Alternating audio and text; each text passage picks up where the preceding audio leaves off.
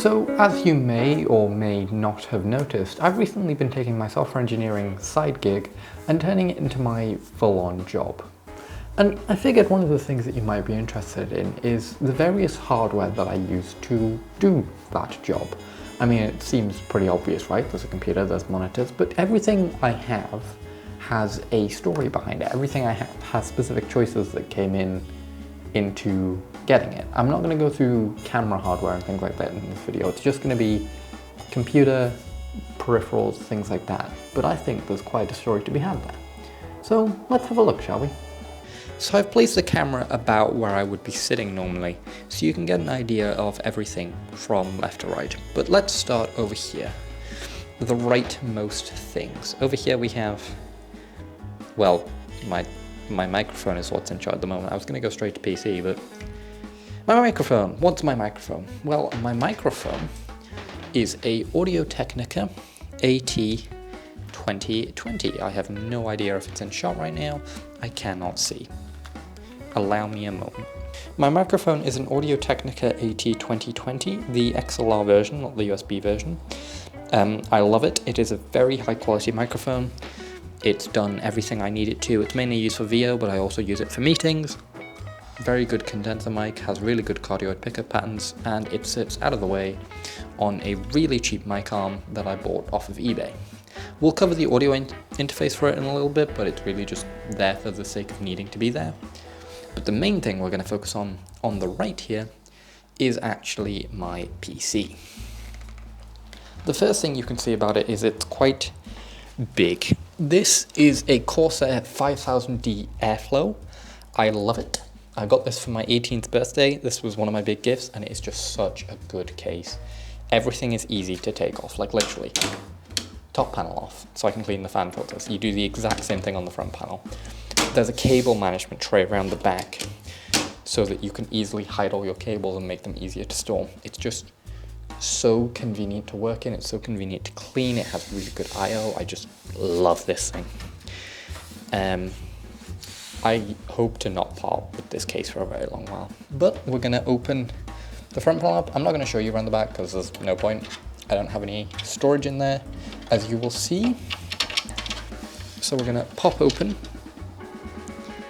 Come on, we're gonna pop open. There we go. I forgot you do have to put it a little bit back. The front panel, which is obviously tempered glass, and I'm gonna very gently and carefully and gently move it over here. Very nice. And we're gonna have a look inside the computer. And you're gonna hear an ambience probably. The first thing that you can't see is the CPU. It is a Ryzen 7 5700X, not the 5800, which is what most people have. It's a 5700, which so core frequency is down a couple hundred megahertz, but it's still 8 core, 16 thread, perfectly capable CPU. A lot of the things I do are multi-threaded, so there is a lot of use for me for having like a bunch of cores. Like if you're gaming, you don't need as many. But because I'm doing something that actually can benefit from it, I have a higher core CPU, and the frequency is pretty good. It's like 4.4 turbo, I think, which is more than enough for what I need.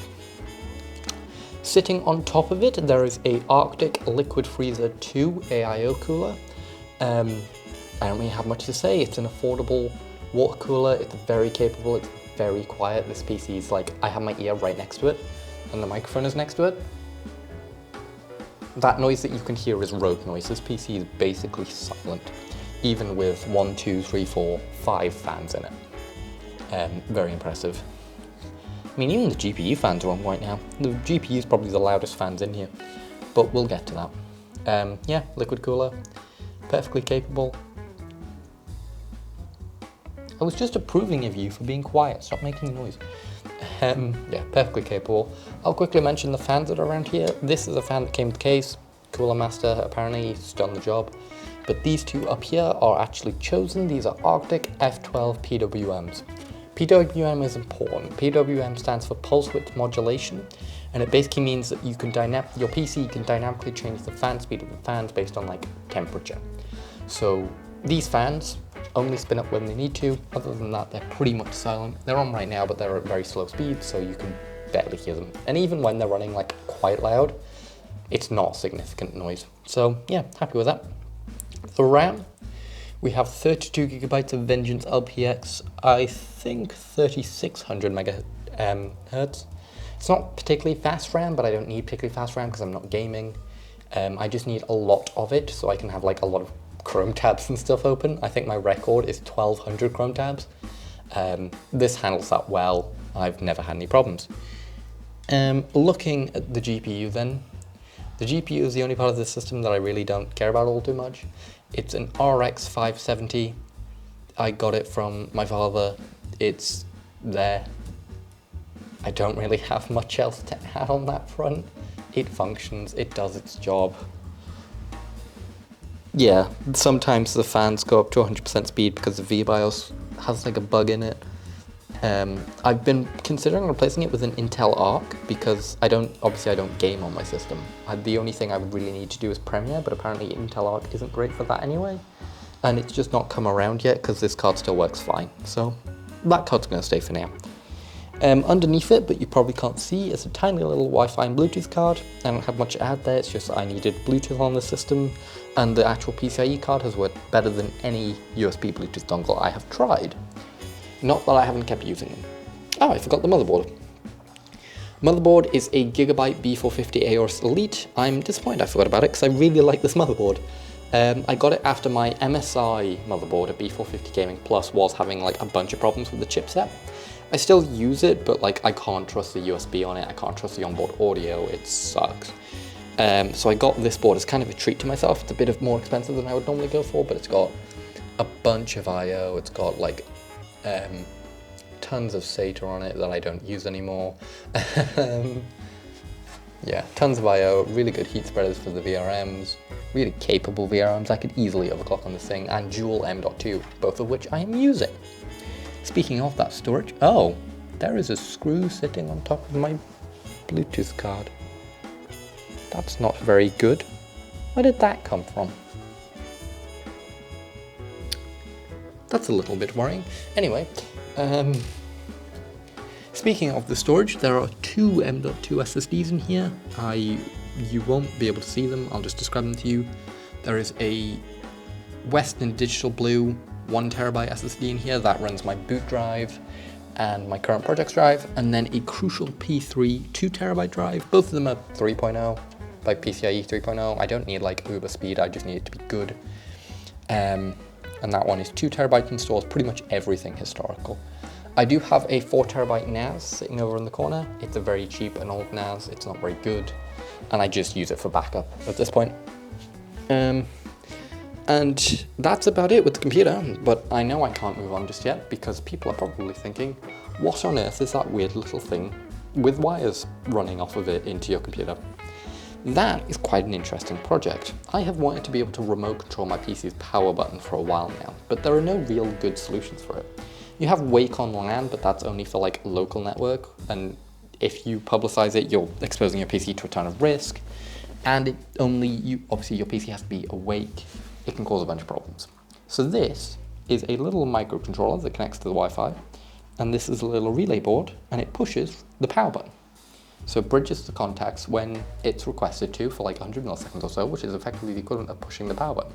And obviously you can hold it, there's extra functions on there just to hold it, so to turn it on or off, and I've had this hooked up to other things in the past. It's unfortunately not working very well at the moment due to network restrictions. I can't publicize it to external networks, which is a shame, but obviously that wouldn't be secure anyway. So, yeah, checks and balances. But that about covers the PC. I'm hoping that future editing me will be able to do a bunch of zooming in and pointing at stuff, because I wasn't really able to. Just over here, there's not much to cover because it's just a bunch of cables. There's a couple things down there. We have a network router, just a cheap, I don't even know who made it. TP-Link, that makes sense. There's a D-Link NAS share center, which is from like 2010. Again, just has 4TB of storage in it, just used for backup. And the most important thing down there is a UPS. use a UPS. I cannot stress the importance of a good... No, I want to zoom in. I cannot stress the importance of a good UPS enough. Use one. Please use one. They're so... It just saved your life so many times you would not believe. Anyway, let us cancel the focus and then zoom out. And we'll have a look at the rest of the desk now. Now that I've covered the entire PC, we'll have a look at the things actually on my desk. Looking over here, we have a couple things of interest. First of all is a little Ugreen SD card and USB card hub. Really useful for offloading photos and videos and stuff from SD cards and prepping stuff for NSH, but obviously we're not talking about NSH right now. And over there we have the audio interface for my microphone. It's a Focusrite Scarlett Solo. Real cheap thing, real quick and easy. It's literally just there so I can get XLR in and USB out. That's the main thing. Looking down, we have my headphones. We have my headset, which is a Logitech G423 or G432. It's G432. Perfectly capable headset. The cable tangles up a ton, but perfectly capable headset. Good sound, decent microphone, but I don't use it. And then over here we have my wireless headphones, which are Anker Soundcore Q20s. I played around with headphones a lot. I could probably make a full video on headphones, but I listen to music a lot while I'm working, so having the wireless option is important, and obviously I use them while I'm walking about the place. So yeah, good option. Right, one last thing that's boring before we get on to the actually interesting things. Well, two more, but yeah. Up here, just where you can see it, is my really dirty, disgusting looking webcam. It is a Logitech Brio 4K. I kind of wanted just a step up from the C920 when I was getting this, and this had Windows Hello.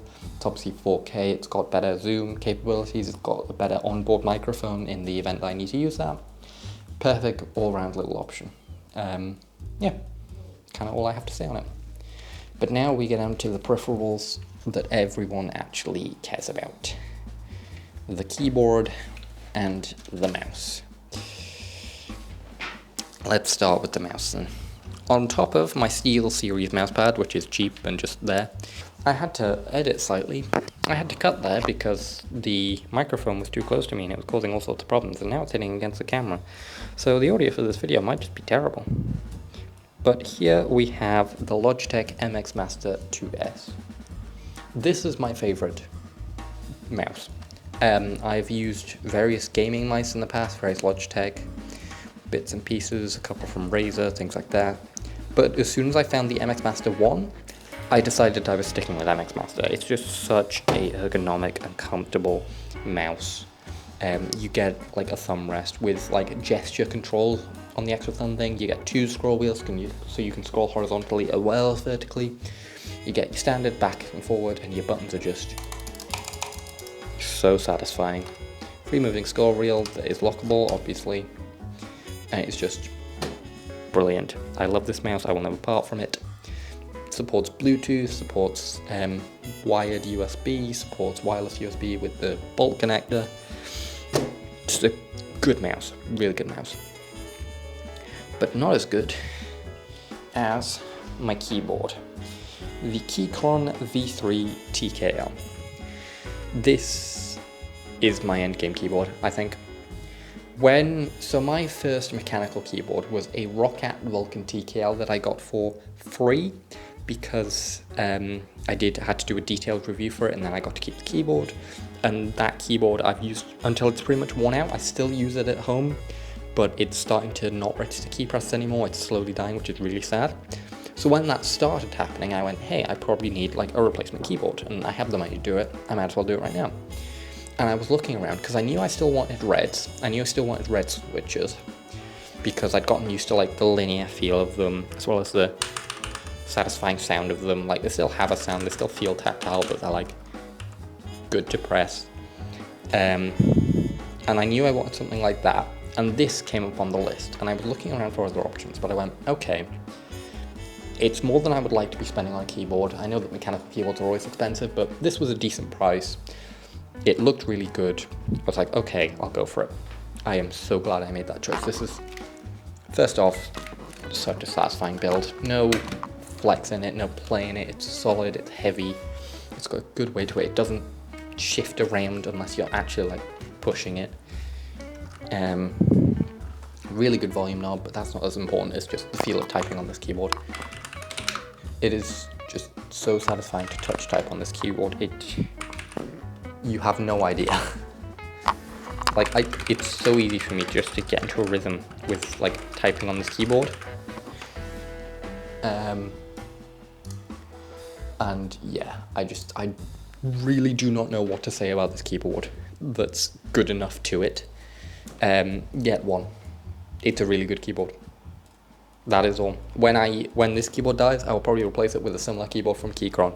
When the Roccat dies, probably just gonna get a second one of these. Something really good would have to come along to pull me away from it. But the keyboard is nothing when we talk about the monitors. But first we've got to talk about this terrible monitor. This is an LG Flattron W2246. I'm reading from the top right there. It's a cheap 22-inch VGA and DVI only monitor.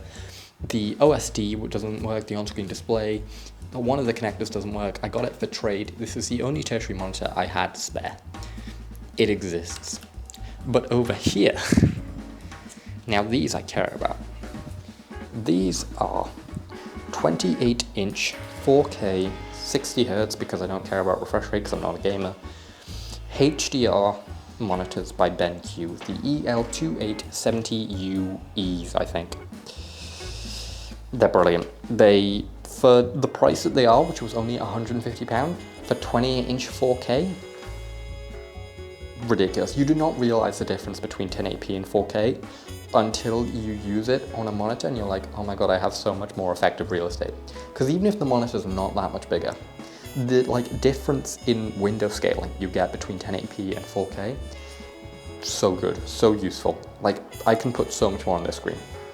I can see so much better on the screen, so I can have my text size lower, which means I can have more code on the screen, which means I can save monitor real estate and have other things on my other monitors. I can have like literally just Spotify or something over there because I can fit 4 to 6 code windows on these two monitors easily. I could probably fit 4 on one. It's that good. So yes, that is why I love these monitors, that's why I love these peripherals, and that is why I love my setup. I was initially going to continue this video by sort of like zooming in to the monitor and covering software, but really a lot hasn't changed from week 49. I use Contabo instead of Vultr for servers nowadays due to lower price and higher capacity, and I've mixed in various things from the Atlassian suite to my workflow, Confluence, Jira, Bitbucket, but that's about it. So I'd consider my utilities, both software and physical, covered. You can just go rewatch week 49 for details on what I do software-wise. Hopefully now you can see the various tools I use to make my job as efficient as possible, which is efficiency that I try to pass on to my clients. I'm sat on top of my computer now, but since I've mentioned my clients, I might as well mention the fact that I'm looking for new ones, and you can consider hiring me. I'm currently looking for new clients for my software engineering business, Nickel Software, which provides both commercial and personal software to meet any and all needs.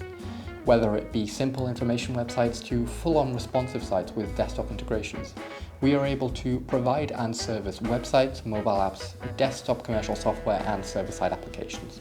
So for more information and contact details, consider going to nickelsoft.co.uk for more info. Thanks for your consideration. I'm going to stop sitting on my PC now.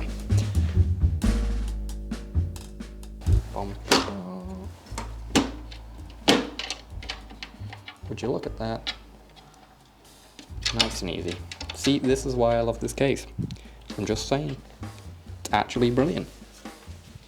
Cool. 5 videos in 1 week. Not bad.